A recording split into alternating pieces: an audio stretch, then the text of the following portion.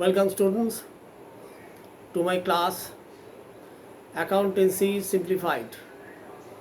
Today's topic is trial balance. Trial balance is the errors which are disclosed by trial balance, errors which are not disclosed by trial balance, and treatment of clothing stock in trial balance will be discussed in today's class. Before I start my class, I want to share a news with my students and listeners that my book on accountancy, Accounting Problem, A New Approach, published by Mainstream Publication Kolkata for students of class 11 of ISC and CBSE, is now available in Amazon. Interested students may have that book from Amazon. Thank you. Let's start the class. Before I go to the main points of discussion in today's class, I want to share once again the mode of preparation of trial balance because it is the essence of this chapter. As you all know, trial balance is prepared on a particular date. Trial balance is prepared periodically, either monthly, quarterly, half yearly, or annually, as per the needs of the users. Trial balance is prepared from general ledger. We all know from the discussion of ledgers, the ledgers is functionally classified into three clubs, namely general ledger, debtors ledger, and creditors ledger. General ledger contains all accounts, namely real account, nominal accounts, and consolidated personal account of sundry debtors and sundry creditors. Sundry debtors means customers to whom goods are sold on credit, and sundry creditor means suppliers from whom goods are purchased on credit.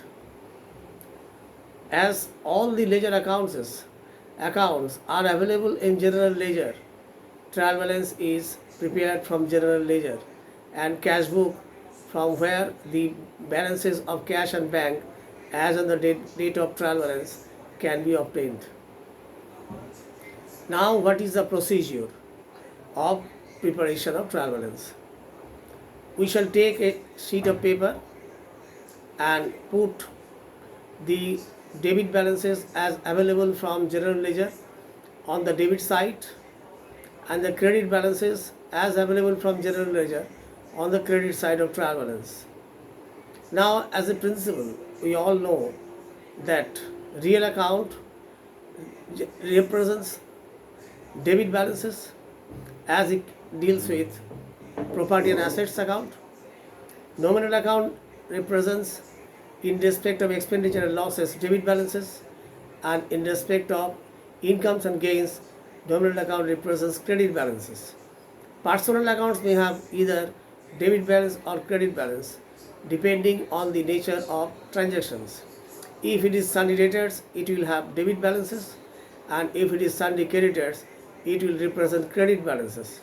So when we will see there is asset or property account, we will post those balances of those accounts in the debit side of trial balance, and the balances of expenditure and losses account as per nominal account will be posted to the debit of trial balance, and the balances of income and gains account under nominal account will be posted to the credit of trial balance, and the balances of sundry debtors will be posted to the debit of trial balance and sundry creditors on the credit of trial balance.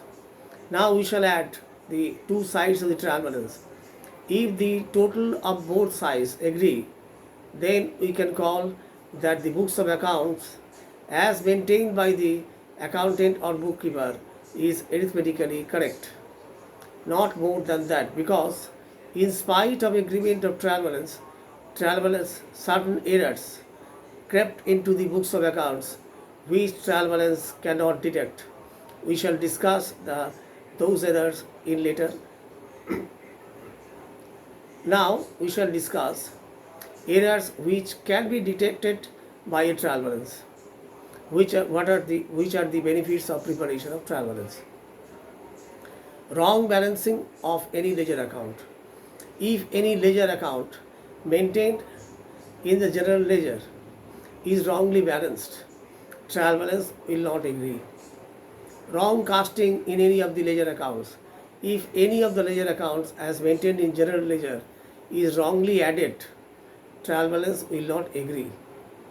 Posting in the wrong side of ledger account. If any account is posted on the wrong side of the ledger, trial balance will not agree. As for example, cash received from Ram, if posted to debit of Ram account, trial balance will not agree, as Ram account is required to be posted to the credit side of the ledger account. And if a wrong amount is posted in any of the ledger account, trial balance will also not agree, as basic principle of double-entry system accounting is that for every debit there must be equal and corresponding credit. So if the debit and credit does not tally, trial balance will automatically not get agreed. So these are the errors which can be detected by a trial balance. What are those errors? The error is wrong balancing of any ledger account, wrong casting in any ledger account as maintained in general ledger, wrong posting in the wrong side of an account in the general ledger, and posting of wrong amount of any account in the general ledger. Now we shall discuss errors which are not disclosed by trial balance. This is a serious limitation of trial balance. The errors are errors of omission, errors of commission, errors of misposting, errors of principal, and compensating errors. What is errors of omission? Errors of omission is that type of error which are completely omitted from recording in the books of accounts.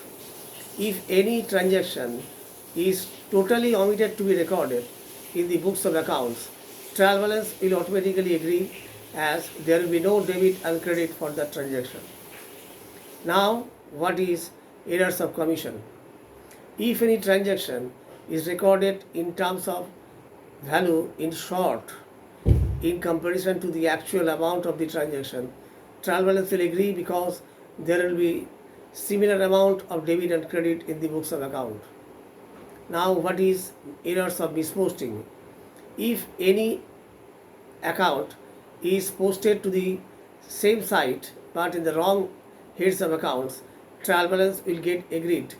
For example, cash received from Ram is if posted to the credit of Sham account, trial balance will agree, because the account amount is posted on the credit side of the ledger account. Whatever be the heads of accounts, trial balance will agree. Now, what is errors of principle? Errors of principle means if any capital expenditure is treated as revenue expenditure or vice versa. If purchase of furniture is passed through purchase account, trial balance will be agreed, as furniture account will not be debited, purchase account will be debited in the debit side. So in terms of amount, there will be no difference in the agreement of trial balance. Now we shall come to the discussion of compensating errors. Though this error is rare in books in the process of maintenance of accounts, but still this type of error happens. This type of error is counterbalanced by another error, and that's why trial balance gets agreed. This is an unique type of error. Though these type of errors is remote now in the computer arena, still we should have a knowledge academic for our academic concept. What is the errors which are not disclosed by a trial balance?